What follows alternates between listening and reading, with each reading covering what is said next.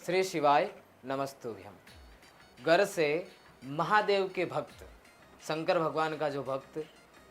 जल चढ़ाने जो जाता है, उसको दो बातें हमेशा ध्यान रखनी चाहिए। पहला कि जैसे अपन घर जाते, कब तक घर से तांबे के लोटों में जल भर के मंदिर जाने तक, मंदिर में प्रवेश करने तक अपन को इन बातों का ध्यान रखना है। पहला, घर से तांबे के लोटे में जल भरते समय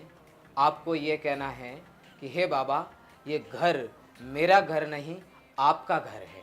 और ये जल जो मैं आपको लेके आ रहा हूँ, ये जो घर से जल है लोटे में, ये जल नहीं, घर की दशा है, और ये जल नहीं, ये घर का एड्रेस है, और मैं इसलिए एड्रेस को आप तक पहुंचा रहा हूँ कि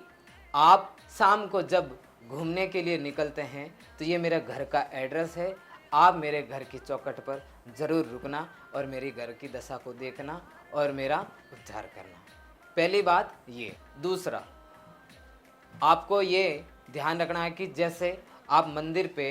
गए, चौखट पे मंदिर में प्रवेश किया, तो भोलेनाथ को जब जल चढ़ाते हो तो भोलेनाथ को ये विनती ज़रूर करें कि हे भोले बाबा, मैं आपका सेवक हूँ और मेरे परिवार के जितने भी सदस्य हैं वो सब आपके हैं, और हे बाबा,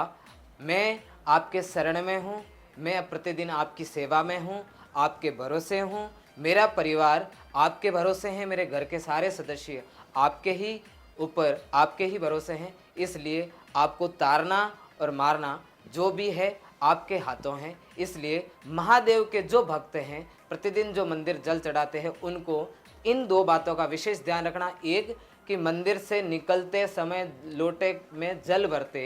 समय बाबा को ये बोलना है कि ये जल नहीं, मेरे घर की दशा है और आपको मेरे घर पर आमंत्रित करता हूँ, और दूसरा, मेरे घर की दशा देखने के लिए आप ज़रूर आना, और मैं आपका सेवक हूँ, मेरे परिवार के सारे सदस्य आपके हैं, हे भोले बाबा, आप मेरी रक्षा ज़रूर करना, हम आपके भरोसे हैं। श्री शिवाय नमस्तुभ्यम।